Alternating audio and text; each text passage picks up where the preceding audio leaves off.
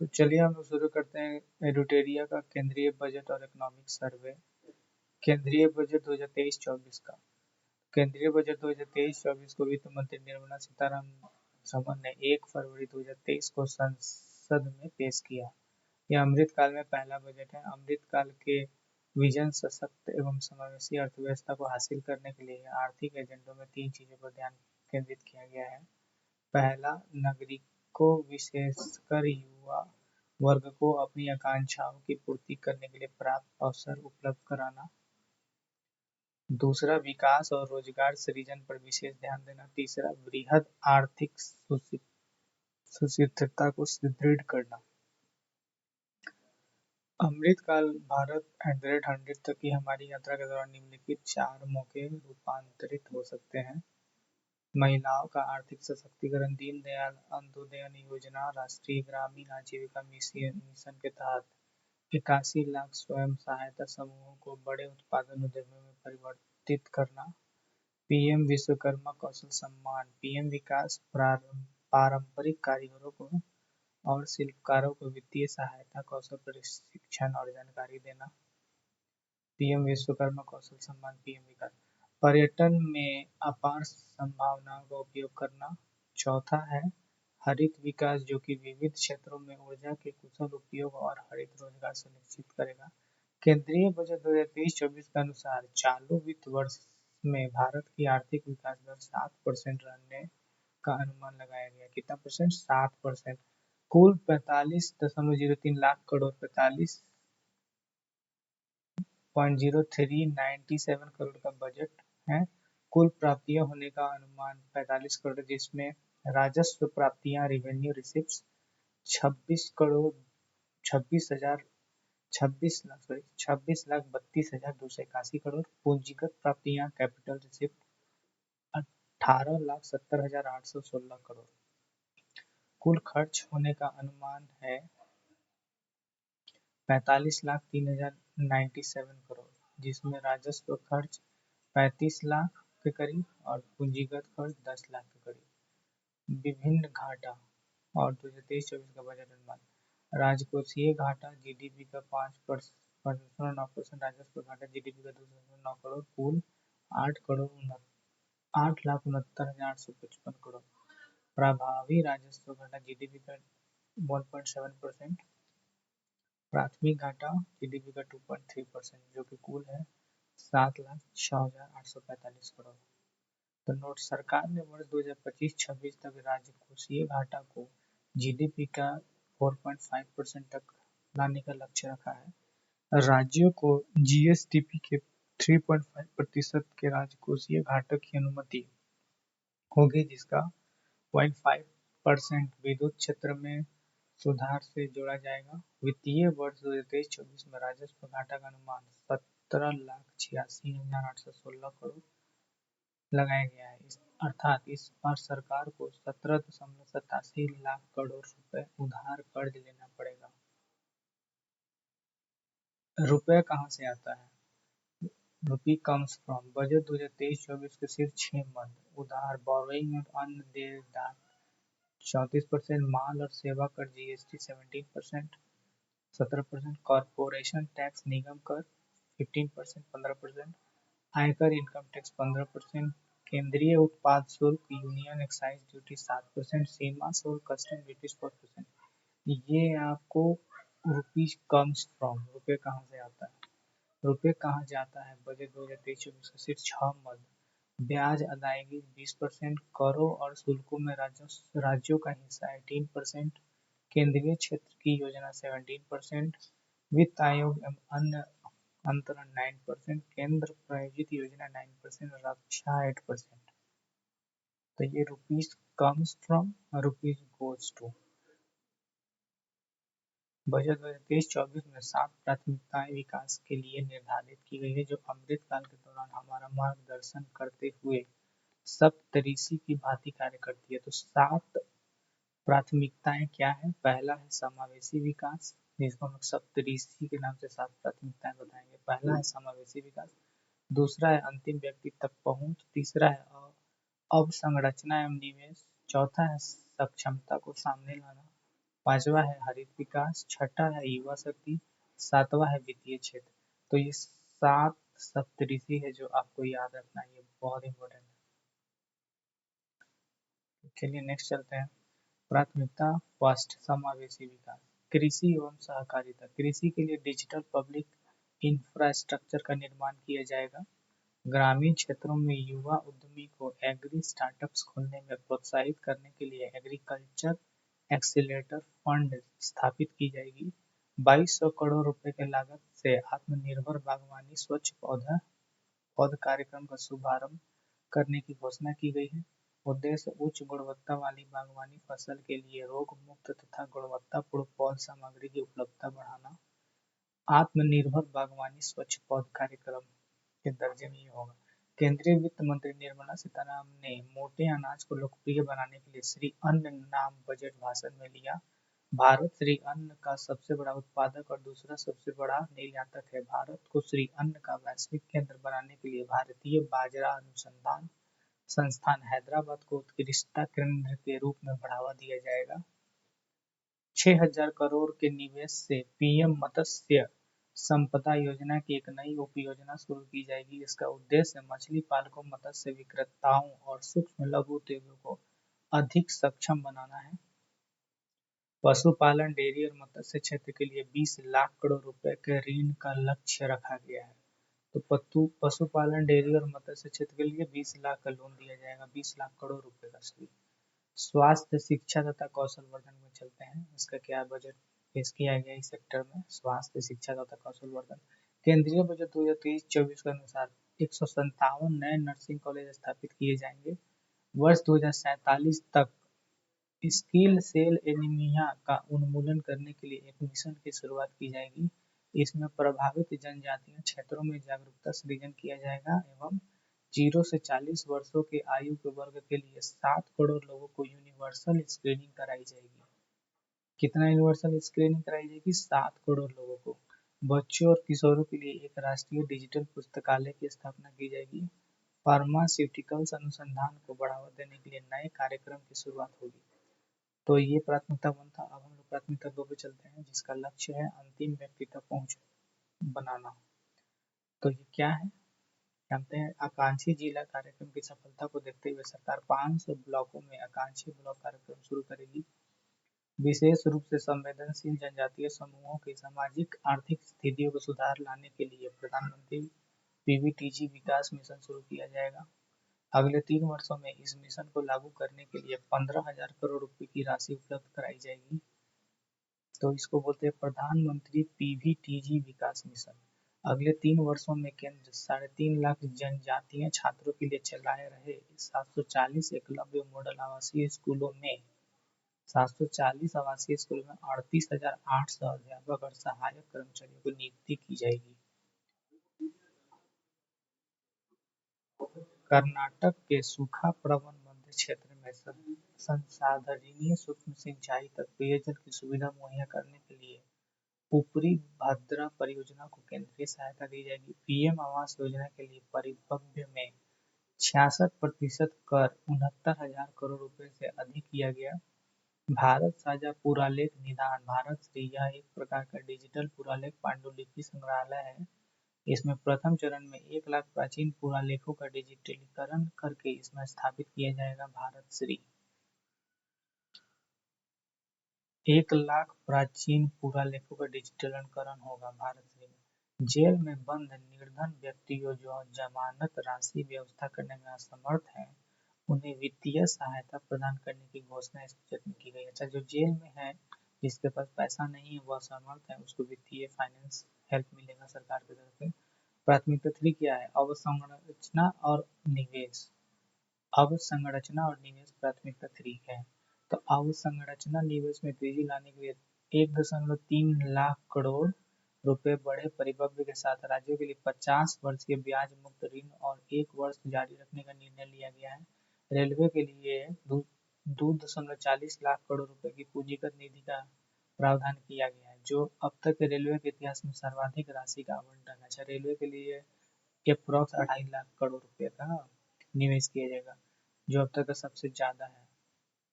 क्षेत्रीय हवाई कनेक्टिविटी में सुधार लाने के लिए 50 अतिरिक्त हवाई अड्डों का पुनरुद्धार किया जाएगा। अच्छा, 50 अतिरिक्त हवाई अड्डा बनेगा। शहरी अवसंरचना विकास (UIDF) की स्थापना प्राथमिकता वाले क्षेत्रों में आई ऋण की कमी के उपयोग के माध्यम से होगी। इसका प्रबंधन राष्ट्रीय आवास बैंक द्वारा किया जाएगा। इसका उपयोग टीयर 2 टीयर 3 शहरों में अवसंरचना के निर्माण के लिए सार्वजनिक एजेंसियों द्वारा किया जाएगा। इसके लिए सरकार प्रति वर्ष 10,000 करोड़ रुपए की धनराशि उपलब्ध कराएगी। कितना उपलब्ध कराएगी? 10,000 करोड़। चलते हैं अब प्राथमिकता 4। प्राथमिकता 3 क्या है? शहरी अवसंरचना विकास कोष। चलते हैं प्राथमिकता 4 पे। इसका लक्ष्य है सक्षमता को सामने लाना। एकीकृत ऑनलाइन प्रशिक्षण के लिए आई गॉट कर्मयोगी नामक एक प्लेटफॉर्म शुरू किया जाएगा।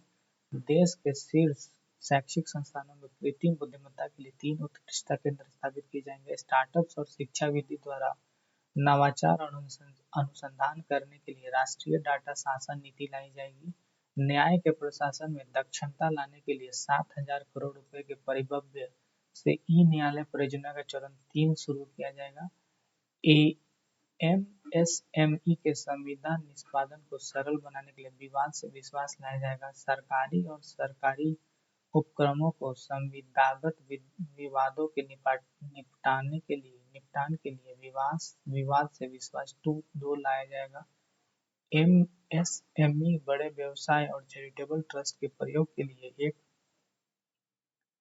निकाय डिजिलॉकर स्थापित किया जाएगा। पहचान और पते के अपडेट के लिए वन स्टॉप समाधान की व्यवस्था की जाएगी, जिसमें डिजिलॉकर और आधार को मूलभूत पहचान के रूप में प्रयोग किया जाएगा। 5G सेवाओं पर आधारित एप्लीकेशन विकसित करने के लिए 100 लैब्स स्थापित किए जाएंगे। तो ये प्राथमिकता 4 हुआ। और भी हैं 2 पॉइंट इसमें।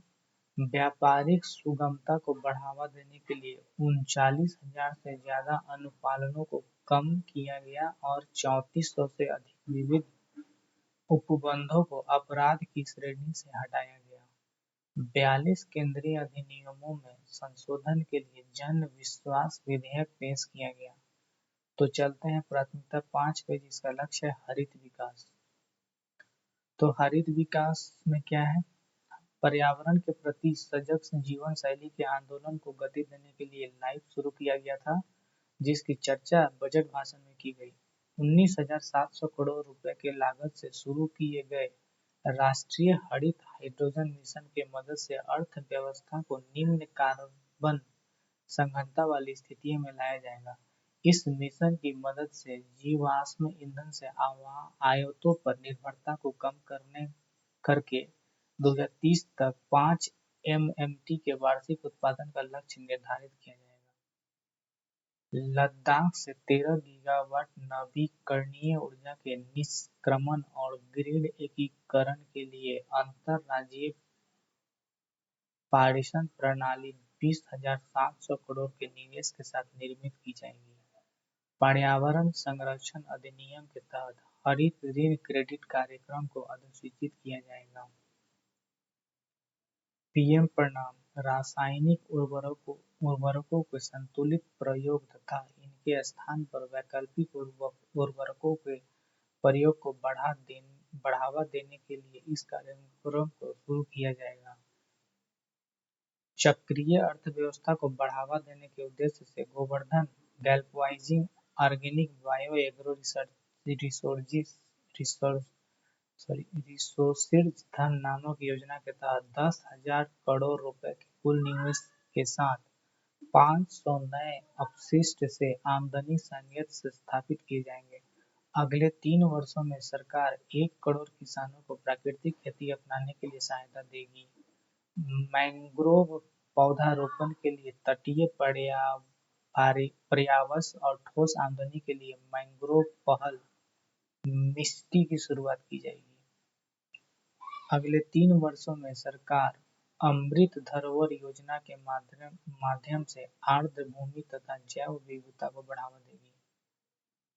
चलिए प्राथमिकता 6 पे चलते हैं, जिसका मुख्य लक्ष्य युवा शक्ति। अगले 3 वर्षों में लाखों युवाओं को कौशल प्रदान करने के लिए प्रधानमंत्री कौशल विकास योजना 4.0 शुरू की जाएगी। इस योजना में इंडस्ट्री 4.0 जैसे coding, AI, robotics, 3D printing इत्यादि जैसे नए युग के पाठ्यक्रम को भी शामिल किया जाएगा।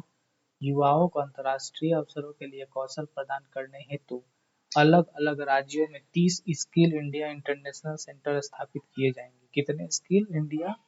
30 स्किल इंडिया इंटरनेशनल सेंटर स्थापित किए जाएंगे।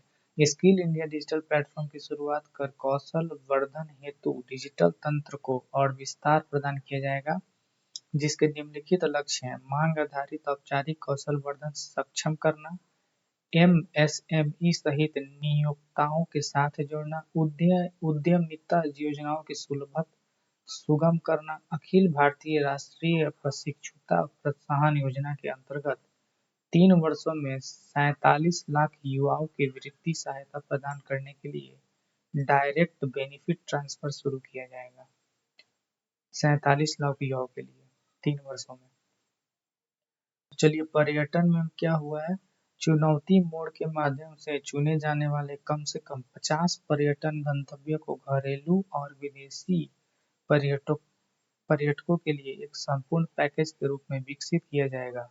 देखो अपना देश पहल का उद्देश्य हासिल करने के लिए क्षेत्र विशिष्ट कौशल वर्धन और उद्यमिता विकास में समन्वय स्थापित किया जाएगा। थीम आधारित पर्यटन संकटों के एकीकृत विकास के लिए स्वदेश दर्शन योजना की चर्चा बजट भाषण में की गई। वाइब्रेंट विलेज प्रोग्राम के अंतर्गत सीमावर्ती गांव में पर्यटन के बुनियादी ढांचों का विकास किया जाएगा और पर्यटन सुविधाओं प्रदान की जाएगी। राज्यों के उनके स्वयं के एक जिले एक उत्पाद, जीआई उत्पाद और अन्य हस्तशिल्प उत्पादों को बढ़ावा देने के लिए और उनकी बिक्री करने के लिए अपने राजधानियों में या सबसे प्रमुख पर्यटन केंद्रों पर एक यूनिट मॉल स्थापित किया जाएगा। तो ये था प्राथमिकता 6। अब हम स्टार्ट करते हैं प्राथमिकता 7, जो कि है वित्तीय क्षेत्र में क्या सरकार का बजट है, देखते हैं। वित्तीय सहायक, वित्तीय अकॉर्डिंग मतलब फाइनेंस सेक्टर में, वित्त मतलब बिजनेस में क्या बढ़ावा दिया जाएगा। वित्तीय सहायक सूचना की केंद्रीय रिपोजिटरी भंडार के रूप में काम करने के लिए राष्ट्रीय वित्तीय सूचना रजिस्ट्री की स्थापना की जाएगी। इससे ऋण का कुशल प्रभाव संभव होगा, वित्तीय समावेशन को बढ़ावा मिलेगा और वित्तीय स्थिरता बढ़ेगी। डिजिटल निरंतरता समाधान ढूंढने वाले देशों के लिए जीआईएफटी आईएफएससी में उनका डाटा दूतावासों की स्थापना की जाएगी। कंपनियों के त्वरित रिस्पॉन्स के लिए एक केंद्रीय डाटा संसाधन केंद्र की स्थापना की जाएगी। वर्ष 2022 में डिजिटल भुगतान के लेनदेन में 76% की और मूल्य में 91% की वृद्धि हुई। अच्छा, 76 से 91 हुआ है डिजिटल भुगतान में। आजादी का अमृत महोत्सव के स्मरण स्वरूप मार्च 2025 तक 2 वर्षों की अवधि के लिए एक नई लघु बचत योजना महिला सम्मान बचत प्रमाण पर उपलब्ध कराया जाएगा। वरिष्ठ नागरिक बचत योजना के लिए अधिकतम जमा सीमा को 15 लाख रुपए से बढ़ाकर 30 लाख रुपए कर दिया जाएगा। केंद्रीय बजट 2023-24 का to the point in short summary बात करते हैं। मोबाइल फोन का उत्पादन पिछले वित्तीय वर्षों में 2,75,000 करोड़ रुपए मूल्य के 31 करोड़ यूनिट तक पहुंच गया है।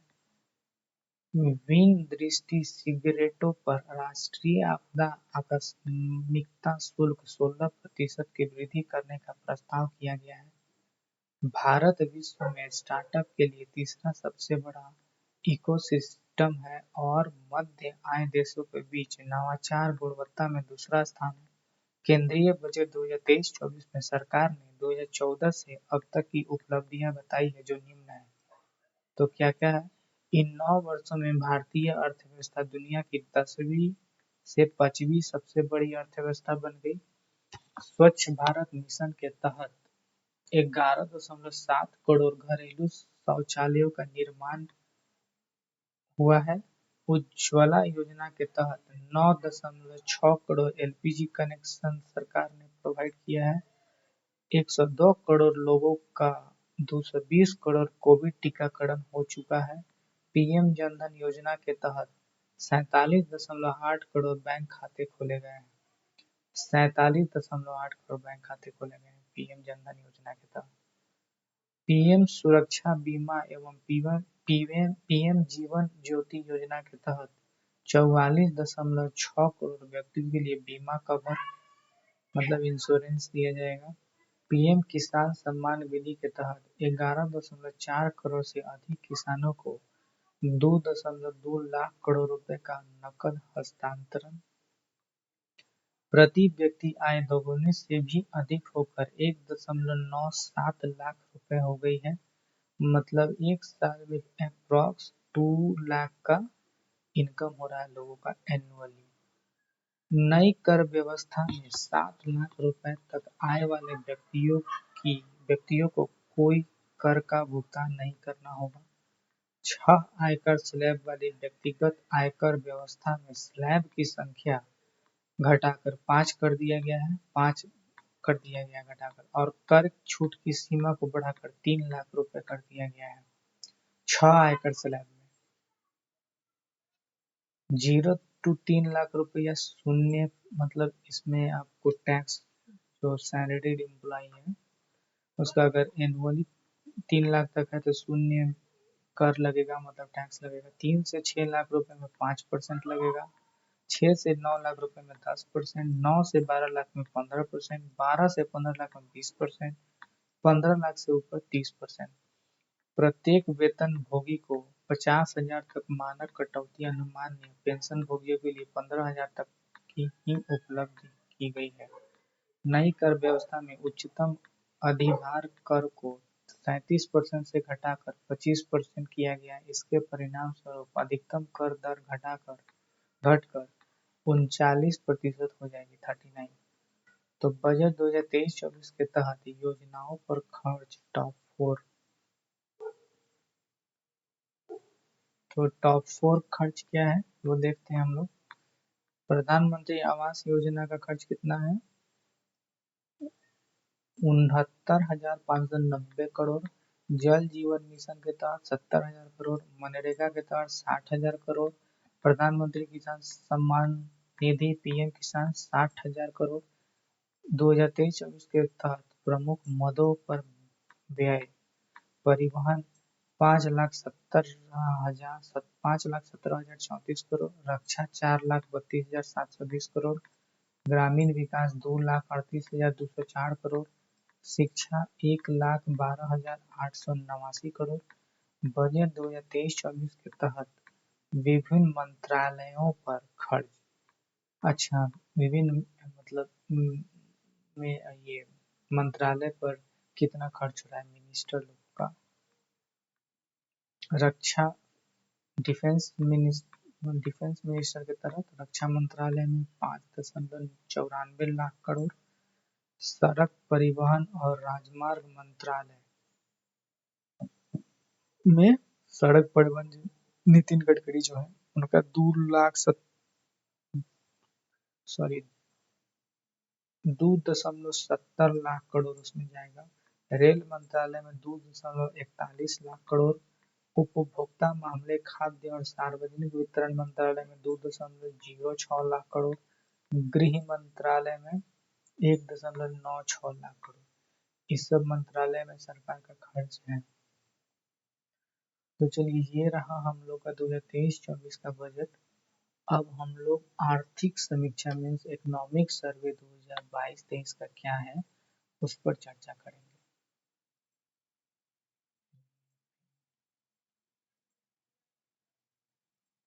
तो चलिए इकोनॉमिक सर्वे शुरू करते हैं। 31 जनवरी 2023 को आर्थिक समीक्षा 2022-23 संसद में प्रस्तुत किया गया।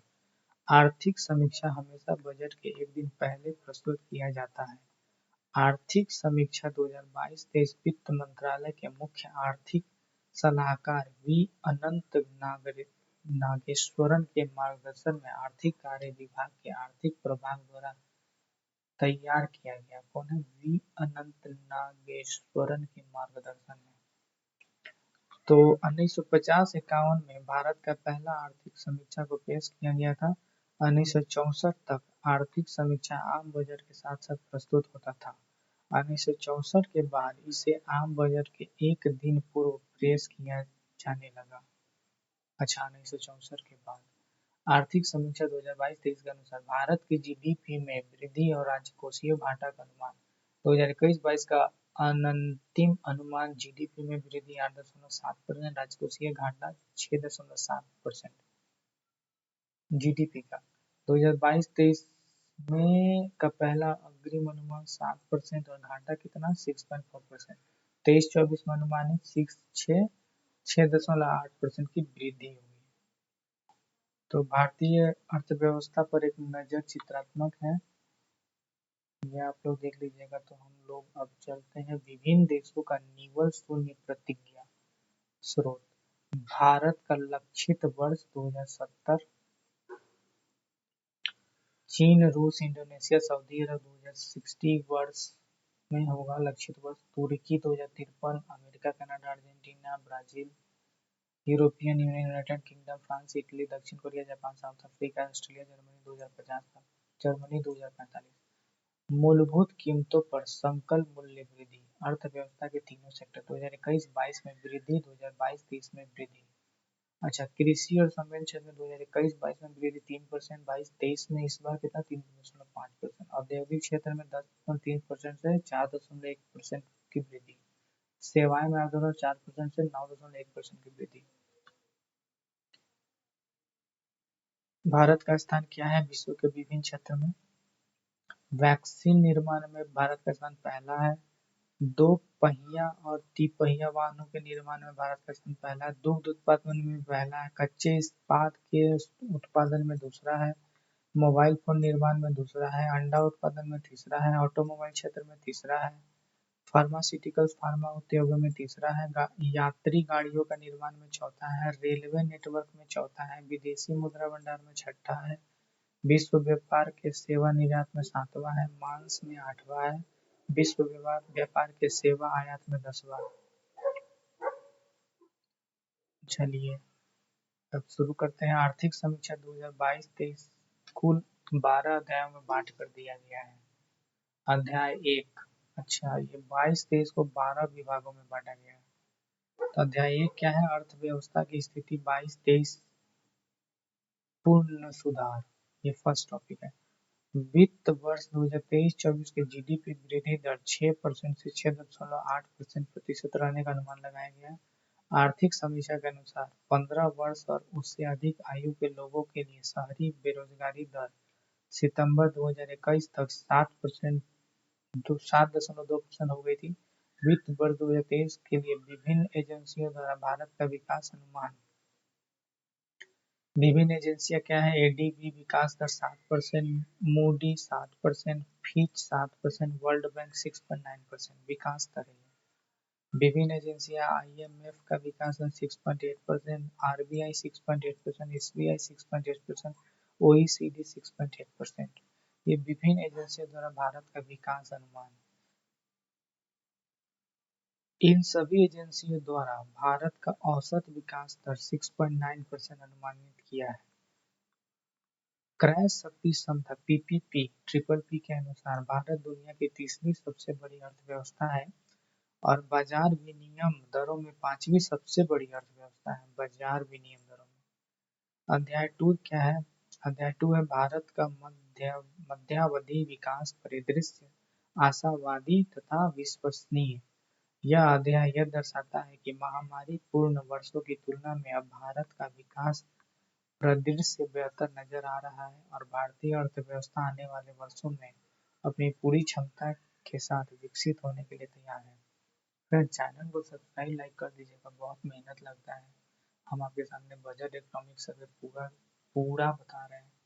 आप इस वीडियो को देख लीजिएगा तो बजट इकोनॉमिक्स सर्वे के कोई भी क्वेश्चन नहीं पूछेंगे सेंट्रल बजट और इकोनॉमिक्स सर्वे का। तब लाइक सब्सक्राइब जरूर कर दीजिए। लाइन बाय लाइन हम आपको बता रहे हैं। सरकार के अनुसार 2019 के राष्ट्रीय अवसंरचना पाइपलाइन एनआईपी और 2021 के राष्ट्रीय मुद्रीकरण पाइपलाइन एनएमपी से बुनियादी ढांचे के निर्माण और विकास के लिए एक मजबूत आधार रेखा तैयार की गई है। राजकोषीय विकास राजस्व सुधार अप्रैल-नवंबर 2022 के दौरान सकल कर राजस्व में 15.5% की वार्षिक वृद्धि हो की गई है, जो कि प्रत्यक्ष करों और अप्रत्यक्ष कर जीएसटी में दमदार वृद्धि से संभव हुई है। पिछले कुछ वित्तीय वर्षों में औसत मासिक सकल जीएसटी संग्रह में अप्रत्याशित वृद्धि दिखी। चालू वित्त वर्ष के दौरान राजस्व व्यय की आवश्यकता काफी अधिक रहने के बावजूद सरकार ने पूंजीगत व्यय पर विशेष जोर दिया गया। सरकार की पूंजीगत व्यय आधारित विकास रणनीति में भारत के विकास दर एवं ब्याज दर के बीच के अंतर को घनात्मक रखने के लिए मदद मिलेगी, जिसमें आने वाले वर्षों में ऋण जीडीपी अनुपात के दायरे में रखने की संभावना हो पाएगा। तो एक चार्ट देख लीजिए, औसत मासिक जीएसटी संग्रह 2021 में क्या था, 0.95 लाख करोड़। आर्थिक समीक्षा जीएसटी संग्रह, औसत मासिक जीएसटी संग्रह बता रहे 1.24 लाख करोड़ 2022 का है और ये 2023 का 1.49 लाख करोड़। चलिए अध्याय 4 पर चलते हैं। अध्याय 4 का टॉपिक क्या है, मौद्रिक प्रबंधन और वित्तीय मध्यस्थता, एक अच्छा वर्ष। तो इसके तहत क्या है, आरबीआई ने पॉलिसी रेपो दर में संचयी तौर पर 225 आधार अंकों की वृद्धि की। सकल गैर निष्पादित संपत्ति अनुपात जीएनपीए घटकर पिछले 7 वर्षों के निचले स्तर 5% पर पहुंचा। भारत ने वित्त वर्ष 2023 में घरेलू शेयर बाजार प्रदर्शन में अपने समकक्षों को पीछे छोड़ा। अब अध्याय 5 पे चलते हैं। इसका टॉपिक है कीमतें और मुद्रास्फीति, नाजुक परिस्थितियों पर कामयाबी। तो इसका क्या है, भारत में खुदरा महंगाई दर अप्रैल 2022 में बढ़कर 7.8% के शिखर पर पहुंच गई, लेकिन इसके बावजूद पूरी दुनिया में न्यूनतम में से एक रही। सरकार ने घरेलू आपूर्ति सुनिश्चित करने और महंगाई रोकने के लिए बहुआयामी रणनीति अपनाई, जो निम्नलिखित है। बहुआयामी रणनीति क्या है, प्रमुख कच्चे माल फेरोनिकल, कोकिंग कोल इत्यादि पर आयात शुल्क को घटाकर शून्य कर दिया गया, 0। पेट्रोल और डीजल के उत्पाद शुल्क में चरणबद्ध कटौती की गई। कपास पर सीमा शुल्क को माफ कर दिया गया। गेहूं के निर्यात पर रोक लगा दी गई। अध्याय 6 क्या है, सामाजिक संरचना और रोजगार व्यापक व्यवस्था। तो जीवन के बेहतर गुणवत्ता के लिए सरकारी व्यय में वृद्धि की गई। स्वास्थ्य क्षेत्र पर केंद्र एवं राज्य सरकार का अनुमानित व्यय बढ़कर वित्त वर्ष 2022-23 में जीडीपी का 2.1% हो गया। बाल मृत्यु दर आईएमआर 5 साल से कम उम्र के बच्चों की मृत्यु दर U5MR और नवजात शिशु मृत्यु दर NMR में निरंतर गिरावट दर्ज की गई है। अच्छा, इसमें गिरावट हो रही है, बहुत ज्यादा कमी आई। 4 जनवरी 2023 तक आयुष्मान भारत योजना के तहत लगभग 22 करोड़ लाभार्थियों का सत्यापन किया गया है। 4 जनवरी 2023 तक आयुष्मान भारत योजना के तहत 22 करोड़ लाभार्थियों का सत्यापन किया गया। आयुष्मान भारत के तहत देश भर में 1.54 लाख से भी अधिक स्वास्थ्य एवं वेलनेस केंद्रों को चालू किया गया। आर्थिक समीक्षा में प्रकाश डाला गया है कि यूएनडीपी को बहुआयामी गरीबी सूचकांक रिपोर्ट 2022 के अनुसार भारत में 41.5 करोड़ लोग वर्ष 2005-06 से वर्ष 2019-20 के बीच गरीबी से उबर गए। वर्ष 2023 से 2037 तक 14,500 से अधिक पीएम श्री स्कूलों का निर्माण किया जाएगा। कितना स्कूलों का निर्माण किया जाएगा, 14,500। ये 2023 से 27 तक 14,500 पीएम स्कूलों का निर्माण होगा। आर्थिक समीक्षा के अनुसार 6 जनवरी 2023 तक कोविड टीके की 220 करोड़ से भी अधिक खुराक लोगों को दी गई।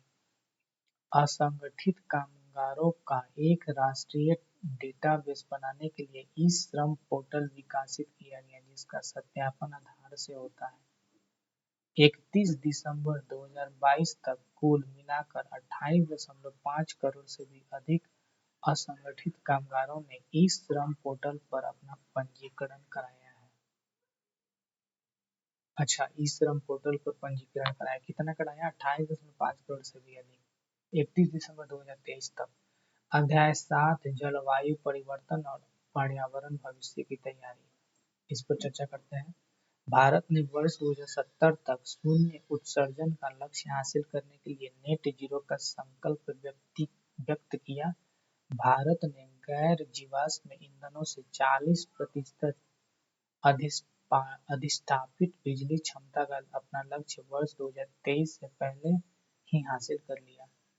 भारत ने अब 2023 तक गैर जीवाश्म ईंधन से 50% संचयी विद्युत ऊर्जा संस्थापित क्षमता हासिल करने का लक्ष्य रखा है। गैर जीवाश्म ईंधनों से संभावित अधिष्ठापित क्षमता वर्ष 2023 तक 500 गीगावाट से भी अधिक हो जाएगी। इससे वर्ष 2014-15 की तुलना में वर्ष 2029-30 तक औसत उत्सर्जन दर में लगभग 29% की कमी आ जाएगी। भारत अपना जीडीपी की उत्सर्जन तीव्रता को वर्ष 2005 के स्तर की तुलना में वर्ष 2023 तक 45% कम कर देगा। पर्यावरण के लिए जीवन शैली लाइफ के रूप में जन आंदोलन शुरू किया गया। अर्थव्यवस्था में कार्बन तीव्रता कम करने को ध्यान में रखते हुए सॉवरेन ग्रीन बॉन्ड फ्रेमवर्क नवंबर 2022 में जारी किया गया। सॉवरेन ग्रीन बॉन्ड को जारी करने की घोषणा केंद्रीय बजट 2022-23 में की गई थी। इसे जारी करने एवं इसका सत्यापन करने के लिए एक ग्रीन फाइनेंस वर्किंग कमेटी का भी गठन किया गया। वर्ष 2047 तक भारत को ऊर्जा स्वतंत्र राष्ट्र बनाने के लिए राष्ट्रीय हरित हाइड्रोजन मिशन शुरू की गई। कौन सा मिशन शुरू किया गया है ऊर्जा स्वतंत्र राष्ट्र बनाने के लिए वर्ष 2047 तक? तो इसका नाम है राष्ट्रीय हरित हाइड्रोजन मिशन। राष्ट्रीय हरित हाइड्रोजन मिशन द्वारा वर्ष 2023 तक कम से कम 5 MMT million metric ton, MMT का मतलब है मिलियन मीट्रिक टन, की वार्षिक हरित हाइड्रोजन उत्पादन क्षमता विकसित कर ली जाएगी। राष्ट्रीय हरित हाइड्रोजन मिशन के तहत 2023 तक जीवाश्म ईंधन के आयात में 1 लाख करोड़ रुपए से भी अधिक की संचयी कटौती की जाएगी। वर्ष 2023 तक नवीकरणीय ऊर्जा क्षमता में लगभग 125 GW की वृद्धि की जाएगी और ग्रीन हाउस गैस GHG के वार्षिक उत्सर्जन में लगभग 50 MMT की कमी की जाएगी। अक्टूबर 2022 तक राष्ट्रीय सौर मिशन के तहत 61.6 गीगावाट और ऊर्जा क्षमता अधिष्ठापित किया जा चुका है। जलवायु परिवर्तन के लिए 12 उत्कृष्टता केंद्र बनाए गए और इन्हें मजबूत किया जा रहा है। सतत कृषि के लिए राष्ट्रीय मिशन जैविक खेती के तहत 15 लाख हेक्टेयर और सूक्ष्म सिंचाई के तहत 10 लाख हेक्टेयर की कवर करने का मुख्य लक्ष्य है। 26 अगस्त 2022 को भारत सरकार ने जलवायु परिवर्तन पर संयुक्त राष्ट्र फ्रेमवर्क कन्वेंशन UNFCCC को सूचित करने के लिए भारत ने अद्यतन राष्ट्रीय स्तर पर निर्धारित योगदान NDC प्रस्तुत किया। भारत ने पहला NDC अक्टूबर 2015 में UNFCCC को प्रस्तुत किया था, जिसमें 8 लक्ष्य शामिल थे। अच्छा, पहला NDC अक्टूबर 2015 में UNFCCC को प्रस्तुत किया था, इसमें 8 लक्ष्य शामिल थे। आर्थिक सर्वेक्षण के अनुसार भारत में वन और वृक्षों के आवरण का कार्बन स्टॉक लगभग 7,204 मिलियन टन है, जहां अरुणाचल प्रदेश में सबसे ज्यादा कार्बन स्टॉक 1,024 मिलियन टन, उसके बाद मध्य प्रदेश 609 मिलियन टन का स्थान है। आर्थिक समीक्षा के अनुसार अगस्त 2022 तक भारत के 18 राज्यों में 75,796.8 वर्ग किलोमीटर क्षेत्र में 53 टाइगर रिजर्व फैले हैं, जो जंगली बाघों की वैश्विक आबादी का 75% इसमें रहता है। कितना प्रतिशत? 75%। देश के 17 टाइगर रिजर्व सीएटीएस अंतर्राष्ट्रीय मान्यता प्राप्त है और 2 को अंतर्राष्ट्रीय टीएक्स2 पुरस्कार मिलेगा। आर्थिक समीक्षा के अनुसार भारत में एशियाई शेरों की आबादी 674 है और 12,852 तेंदुए हैं। शेरों की आबादी 674 है। पूरे विश्व के 60% से अधिक हाथियों की आबादी भारत में है। अध्याय 8 है कृषि और खाद्य प्रबंधन, खाद्य सुरक्षा से पोषण सुरक्षा तक। प्रथम अग्रिम अनुमान 2022-23 के अनुसार भारत में 315.7 मिलियन टन कुल खाद्यान्न का उत्पादन हुआ। अच्छा, ये कृषि के क्षेत्र में, कृषि और संबंधित क्षेत्र में वृद्धि 2022 में 5.5%, 2021 में 3.3%, 2022 में 3.03%, जिसमें खरीफ फसलों का उत्पादन 104.9 मिलियन टन अनुमानित है। पिछले 6 वर्षों के दौरान भारतीय कृषि क्षेत्र में 4.6% की औसत वार्षिक वृद्धि दर से प्रगति कर रहा है। वर्ष 2021-22 में कृषि और संबद्ध क्षेत्रों में सिर्फ 3.0% की वृद्धि देखी गई। 2021-22 के दौरान कृषि निर्यात 50.2 बिलियन अमेरिकी डॉलर के उच्च स्तर पर पहुंच गया। 2018-19 के केंद्रीय बजट में घोषणा की गई किसानों को सभी जरूरी फसलों के उत्पादन लागत का कम से कम 1.5 गुना न्यूनतम समर्थन मूल्य दिया जाएगा। अच्छा, 1.5 गुना दिया जाएगा। तद अनुसार कृषि वर्ष 2018-19 के बाद से खरीफ रबी समेत 22 फसलों के लिए एमएसपी दिया जा रहा है। 23 दिसंबर 2022 तक 3.89 करोड़ पात्र किसानों को किसान क्रेडिट कार्ड जारी किया गया। अच्छा, किसान क्रेडिट कार्ड 30 दिसंबर तक 2022 तक 3.89 करोड़ किसानों को मिला है। किसान क्रेडिट कार्ड योजना का प्रारंभ 1998 से की गई थी। भारत में 44.3 लाख जैविक किसान हैं, जो दुनिया में सबसे अधिक है। अच्छा, भारत में सबसे ज्यादा किसान है, जो दुनिया में पूरे विश्व से सबसे ज्यादा किसान सिर्फ भारत में 44.3 लाख जैविक किसान है। परंपरागत कृषि विकास योजना के तहत किसान उत्पादक संगठनों के माध्यम से जैविक कृषि को बढ़ावा दिया जा रहा है। 59.1 लाख हेक्टेयर क्षेत्र को वर्ष 2021-22 में जैविक खेती के तहत लाया गया था। तीसरे अग्रिम अनुमान 2021-22 के अनुसार 342.3 मिलियन टन बागवानी फसलों का रिकॉर्ड उत्पादन हुआ। संयुक्त राष्ट्र महासभा ने मार्च 2021 के दौरान अपने 75वें सत्र में वर्ष 2023 को अंतर्राष्ट्रीय मोटा अनाज वर्ष घोषित किया गया था। अंतर्राष्ट्रीय पोषक अनाज वर्ष पहल के माध्यम से भारत मोटे अनाजों को बढ़ावा देने में अग्रणी भूमिका निभा रहा है। वर्ष 2021-22 के चौथे अग्रिम अनुमान के अनुसार भारत ने 50.9 मिलियन टन से अधिक मोटे अनाज का उत्पादन किया, जो एशिया के 80% और वैश्विक उत्पादन का 20% है। सहकार से समृद्धि विजन को साकार कराने के लिए जुलाई 2021 में सहकारिता मंत्रालय की स्थापना की गई थी। 2021-22 के दौरान कृषि खाद्य निर्यात का मूल्य भारत के कुल निर्यात का 10.9% था। सरकार ने 1 जनवरी 2023 से 1 वर्ष के लिए राष्ट्रीय खाद्य सुरक्षा अधिनियम के तहत लगभग 81.4 करोड़ लाभार्थियों को मुफ्त खाद्यान्न देने का ऐतिहासिक निर्णय लिया है। इसके तहत सरकार अगले 1 साल के लिए लाभार्थियों को प्रति व्यक्ति 5 किलोग्राम और अंत्योदय अन्न योजना के लाभार्थियों को 35 किलोग्राम प्रति परिवार मुफ्त में खाद्यान्न उपलब्ध कराएगी। कोविड-19 महामारी के चलते गरीबों को हुए आर्थिक व्यवधान के कारण अप्रैल से जून 2020 की अवधि के लिए प्रधानमंत्री गरीब कल्याण अन्न योजना चरण 1 की शुरुआत हुई थी। अभी तक इसके आगे भी विभिन्न चरणों को लागू किया जा चुका है। चरण 7 अक्टूबर से दिसंबर 2022 को शामिल करने वाला नवीनतम चरण है। इसके तहत राष्ट्रीय खाद्य सुरक्षा अधिनियम के अधीन लाभार्थियों को प्रति व्यक्ति प्रति माह 5 किलो अतिरिक्त खाद्यान्न मुफ्त में प्रदान किया जाता है। पीएम किसान के अंतर्गत 11.3 करोड़ किसानों को वित्तीय सहायता उपलब्ध कराई गई। राष्ट्रीय कृषि कृषि विपणन योजना ई-नाम के तहत 1.74 करोड़ किसानों और 2.39 लाख व्यापारियों को शामिल किया गया था कृषि विपणन योजना के तहत।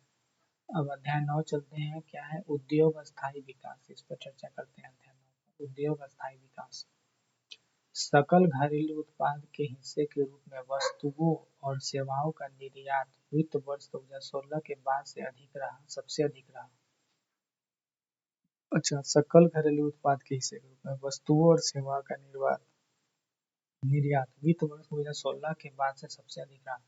भारत विश्व का दूसरा सबसे बड़ा मोबाइल फोन निर्माता बन गया है, जिसके हेडसेट का उत्पादन वित्त वर्ष 2021 में 29 करोड़ यूनिट भारत ने कर दिया।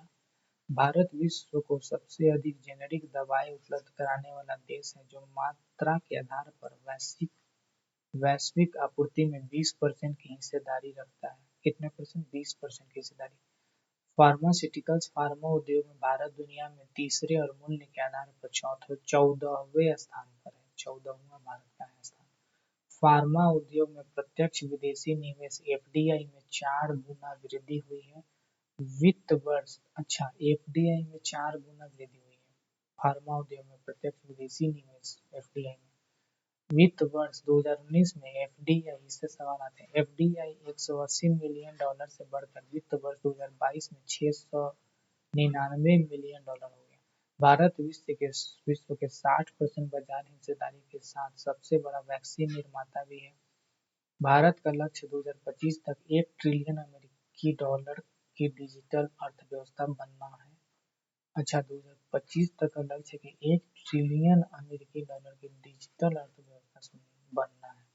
इलेक्ट्रॉनिक्स के निर्यात में वित्त वर्ष 2019 में 4.4 बिलियन डॉलर से वित्त वर्ष 2022 में 11.6 बिलियन तक लगभग 3 गुना वृद्धि हुई है। वित्त वर्ष 2022-23 के लिए कोयले का उत्पादन बढ़कर 911 मिलियन टन होने का अनुमान है, जो पिछले वर्ष की तुलना में लगभग 17% अधिक है। वैश्विक मूल्य श्रृंखला में भारत के समेकन को और बढ़ाने के लिए मेक इन इंडिया 2.0 की शुरुआत की गई थी। यह 27 क्षेत्रों पर ध्यान केंद्रित कर रहा है, जिसमें 15 विनिर्माण क्षेत्र और 12 सेवा क्षेत्र शामिल हैं। मेक इन इंडिया 2.0 27 क्षेत्रों के साथ साथ 24 उप क्षेत्रों के विकास को भी बढ़ावा देने का प्रयास कर रहा है। मेक इन इंडिया कार्यक्रम के उद्देश्यों के अनुसरण में और आत्मनिर्भरता हासिल करने की दृष्टि से सरकार ने पीएलआई योजना शुरू की है। पीएलआई योजना शुरू की है मेक इन इंडिया हासिल करने के लिए दृष्टि से सरकार ने अनुसार आत्मनिर्भरता हासिल करने के लिए। कौन सा योजना? पीएलआई योजना। भारत को वैश्विक आपूर्ति श्रृंखलाओं में शामिल करने के लिए पीएलआई योजनाएं अगले 5 वर्षों में अनुमानित 4 लाख करोड़ पूंजीगत व्यय के साथ 24 श्रेणियों में शुरू की गई है। अच्छा, इसका पूंजी है 4 लाख करोड़, 24 श्रेणियों में शुरू की गई है। 5 वर्षों में, अगले 5 वर्षों में किया जाएगा। अध्याय 10 चलते हैं। सेवाएं शक्ति का स्रोत। वित्त वर्ष 2022-23 में सेवा क्षेत्र में 9.1% की कर दर से बढ़ने का अनुमान है। वित्त वर्ष 2021-22 में भारत का सेवा निर्यात 254.5 बिलियन अमेरिकी डॉलर रहा। वित्तीय सेवाओं को परिवर्तित करने के लिए 75 डिजिटल बैंकिंग इकाइयों की घोषणा की गई। विश्व निवेश रिपोर्ट 2022 के अनुसार प्रत्यक्ष विदेशी निवेश सेवा क्षेत्र की सूची में भारत को 7वां सबसे बड़ा प्राप्तकर्ता के रूप में दर्शाया गया है। बीमा कंपनियों में एफडीआई की सीमा 49% से बढ़कर 74% कर दी गई है। भारतीय बीमा बाजार दुनिया में 10वां सबसे बड़ा है। अध्याय 11 है वैदेशिक क्षेत्र सतर्क और आशावान। अप्रैल से दिसंबर 2022 के दौरान व्यापार निर्यात 332.8 बिलियन डॉलर रहा। अप्रैल दिसंबर 2022 के दौरान व्यापार आयात अच्छा, निर्यात 332.8 बिलियन डॉलर और आयात 551.7 बिलियन डॉलर है। भारत ने अब तक 13 मुक्त व्यापार समझौते किए। मुक्त व्यापार 13 है। इस सूची में सबसे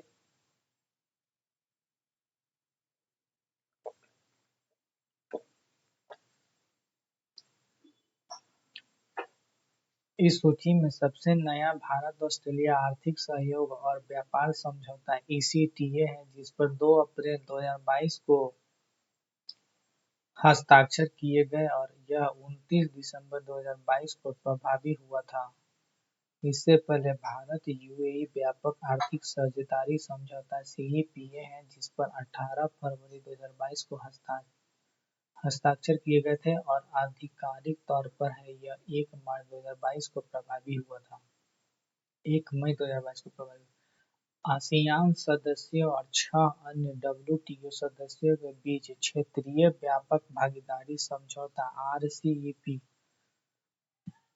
15 नवंबर 2020 को हस्ताक्षरित और 1 जनवरी 2022 से प्रभावी हुआ। कृषि उत्पादों के परिवहन में किसानों की सहायता करने के लिए अगस्त 2020 में कृषि उड़ान योजना शुरू की गई थी। कृषि उड़ान 2.0 को अक्टूबर 2021 में मौजूद प्रावधानों को बढ़ाते हुए प्रारंभ किया गया था। अप्रैल से सितंबर 2022 की अवधि के लिए चालू खाता घाटा (सीएडी) जीडीपी का 3.30% दर्ज किया गया था।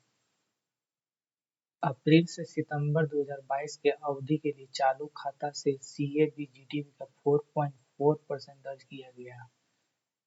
दिसंबर 2022 के अंत तक भारत का विदेशी मुद्रा भंडार 562.7 बिलियन अमेरिकी डॉलर हो गया। नवंबर 2022 तक भारत दुनिया का छठा सबसे बड़ा विदेशी मुद्रा भंडार धारक था। सितंबर 2022 के अंत तक भारत का विदेशी ऋण 610.5 बिलियन अमेरिकी डॉलर था, जिसमें दीर्घकालिक ऋण 478.8 बिलियन अमेरिकी डॉलर और अल्पकालिक ऋण 131.7 बिलियन अमेरिकी डॉलर था। चलिए अध्याय 12 पे चलते हैं, जिसका लक्ष्य है भौतिक और डिजिटल अवसंरचना। इस पर चर्चा करते हैं। राष्ट्रीय अवसंरचना पाइपलाइन (एनआईपी) के तहत कुल 141.4 लाख करोड़ रुपए की 79,151 परियोजनाओं का कार्यान्वयन विभिन्न चरणों में है। राष्ट्रीय अवसंरचना पाइपलाइन की शुरुआत वित्त वर्ष 2019-20 से अगले 5 वर्षों वित्त वर्ष 2024-25 के लिए की गई थी। अगस्त 2021 में शुरू हुए राष्ट्रीय मुद्रीकरण पाइपलाइन (एनएमपी) 9 लाख करोड़ रुपए की राष्ट्रीय की निवेश क्षमता के साथ कार्य कर रही है। राष्ट्रीय मुद्रीकरण पाइपलाइन की शुरुआत 23 अगस्त 2021 को की गई थी। वित्त वर्ष 2022 के दौरान 9 लाख रुपए का मुद्रीकरण लक्ष्य हासिल किया गया था। वित्त वर्ष 2023 के लिए 1.6 लाख करोड़ रुपए मुद्रीकरण का लक्ष्य रखा गया है। 30 सितंबर 2022 तक सरकार ने 16 राज्यों में 59 सोलर पार्कों के विकास को मंजूरी दी है, जिसकी कुल लक्ष्य क्षमता 40 गीगावाट है। वित्त वर्ष 2021-22 के दौरान 17.2 लाख जीडब्ल्यूएच विद्युत का उत्पादन हुआ। कुल विद्युत उत्पादन में सबसे बड़ा हिस्सा थर्मल 59.1%, द्वितीय सबसे बड़ा हिस्सा अक्षय ऊर्जा 27.5%, तृतीय सबसे बड़ा हिस्सा हाइड्रो 11.7% का है। वित्त वर्ष 2022 के दौरान 10,457 किलोमीटर राष्ट्रीय राजमार्गों सड़कों का निर्माण किया गया। कितना किलोमीटर का? 10,457। वित्त वर्ष 2023 में अक्टूबर 2022 तक 4,060 किलोमीटर राष्ट्रीय राजमार्गों सड़कों का निर्माण किया जा चुका है। याद रखिएगा। भारत में जलमार्गों की कुल नौगम्य लंबाई 14,850 किलोमीटर है। राष्ट्रीय जलमार्गों की सबसे ज्यादा लंबाई पश्चिम बंगाल में है। हाल ही में 106 नौ जल मार्गों को राष्ट्रीय जलमार्ग (एनडब्ल्यू) घोषित किया गया, जिससे देश में एनडब्ल्यू की कुल संख्या 111 हो गई। 100 साल पुराने अधिनियम के स्थान पर अंतर्देशीय पोत अधिनियम 2021 लागू किया गया था ताकि अंतर्देशीय जल परिवहन को बढ़ावा देने के साथ पतनों के निर्बाध आवाजाही सुनिश्चित की जा सके। 68,031 मार्ग किलोमीटर से अधिक लंबाई के साथ भारतीय रेलवे विश्व का सबसे चौथा सबसे बड़ा नेटवर्क है। चौथा 2019-22 के दौरान यूपीआई आधारित लेन देन के लिए मूल्य मूल्य के संदर्भ में 121% की वृद्धि और मात्रा के संदर्भ में 115% वृद्धि देखी गई है। नवंबर 2022 तक भारत में कुल टेलीफोन उपभोक्ताओं की संख्या 117 करोड़ है, जिसमें 44.3% उपभोक्ता ग्रामीण क्षेत्रों में से हैं। नवंबर 2022 तक कुल टेलीफोन उपभोक्ताओं में से 97% मोबाइल फोन वायरलेस द्वारा जुड़े हुए हैं। भारत में कुल टेली घनत्व 84.8% है, जिसमें दिल्ली में सबसे ज्यादा 270% और बिहार में सबसे कम 55.4% है। 2015 से 2021 के दौरान ग्रामीण इंटरनेट उपभोक्ताओं की संख्या में 200% की वृद्धि हुई। जून 2022 की स्थिति के अनुसार लगभग 84 करोड़ ग्राहकों के पास इंटरनेट कनेक्शन है। फ्रेंड्स, बजट और इकोनॉमिक सर्वे का जो प्रैक्टिस सेट क्वेश्चंस है एडुटेरिया का, वो वीडियो में अपलोडेड है, वो आप लोग देख लीजिएगा। ये वन लाइनर और थियोरेटिकल बेस्ड है बजट और इकोनॉमिक सर्वे। कुल प्रजनन दर एनएफएचएस 5 के अनुसार वर्ष 2019-21 के लिए बॉक्स में बताएंगे और 2020 के लिए नमूना पंजीकरण प्रणाली के अनुसार कुल प्रजनन दर 2.0 है। 2020 के लिए शिशु मृत्यु दर 35.32 19-21 के लिए और 2020 के लिए 28। मातृ मृत्यु दर 97 2018 से 20 के लिए। नवजात मृत्यु दर एनएमआर 24.9 5 वर्ष से कम आयु के लिए बच्चों का मृत्यु दर 41.9 और नमूना पंजीकरण प्रणाली के अनुसार 32। आर्थिक समीक्षा 2022-23 के आधार पर विश्व बैंक के अनुसार 2022 में शीर्ष धन प्रेषण प्राप्तकर्ता भारत 100 बिलियन अमेरिकी डॉलर। धन प्रेषण प्राप्तकर्ता भारत 100 बिलियन अमेरिकी डॉलर, मैक्सिको 60 बिलियन अमेरिकी डॉलर, चीन 51 बिलियन अमेरिकी डॉलर।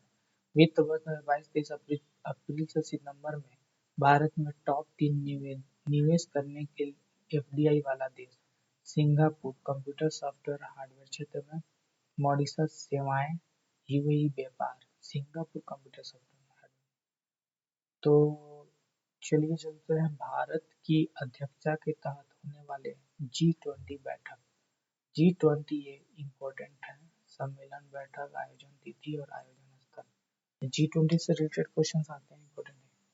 G20 के शिक्षा मंत्रियों की बैठक जून 2023 में पुणे महाराष्ट्र में हुआ था। G20 के आर्थिक एवं सामाजिक विकास मंत्रियों की बैठक जून 2023 वाराणसी उत्तर प्रदेश में। G20 टूरिज्म वर्किंग ग्रुप की बैठक मई 2023 श्रीनगर जम्मू कश्मीर। G20 देशों के कृषि मुख्य वैज्ञानिकों की बैठक अप्रैल 2023 वाराणसी उत्तर प्रदेश। भारत की G20 अध्यक्षता के तहत 100वीं बैठक अप्रैल 2023 वाराणसी उत्तर प्रदेश। G20 शेरपा की दूसरी बैठक अमिताभ कांत की अध्यक्षता में हुई थी अप्रैल 2023। आयोजन तिथि था और ये हुआ था, आयोजन स्थल केरल। G20 के विदेशी मंत्रियों की बैठक मार्च 2023 नई Delhi. G20 anti corruption working group की पहली बैठक मार्च 2023 गुरुग्राम हरियाणा। मॉडल G20 बैठक फरवरी 2023 नई दिल्ली। G20 पर्यावरण और जलवायु स्थिरता कार्य समूह की पहली बैठक फरवरी 2023 बेंगलुरु कर्नाटक। G20 वित्त मंत्रालय और सेंट्रल बैंक के गवर्नरों की पहली बैठक फरवरी 2023 बेंगलुरु कर्नाटक। G20 के शेरपा की पहली बैठक दिसंबर 2022 उदयपुर राजस्थान। पिछले 6 माह में प्रमुख स्थानों को परिवर्तित नाम, पुनः नाम परिवर्तित नाम, अहमदनगर जिला अहिल्याबाई होलकर नगर, अच्छा इसको रख दिया गया है नया नाम। शिवमोगा हवाई अड्डे का क्या नाम है? कुवेम्पू हवाई अड्डा प्रस्तावित। औरंगाबाद शहर को छत्रपति संभाजी नगर, उस्मानाबाद शहर को Dharashiv, Churchgate railway station C D Deshmukh railway station, Rourkela hockey stadium, Birsa Munda अंतरराष्ट्रीय hockey stadium, Mughal garden, Amrit Udyan, Harris Park, Sydney Australia, Little India. तो फ्रेंड्स ये अपना खत्म हो गया बजट और economic survey 2022-23। Friends please subscribe कर दीजिए, चैनल को लाइक कर दीजिए। इससे रिलेटेड प्रैक्टिस सेट्स आपके वीडियो बनाए हुए हैं ऑलरेडी, देख लीजिएगा। और आपको और भी तरह का बहुत अच्छा अच्छा कंटेंट स्टडी मटेरियल के रूप में प्रभावित किया जाएगा। Please subscribe.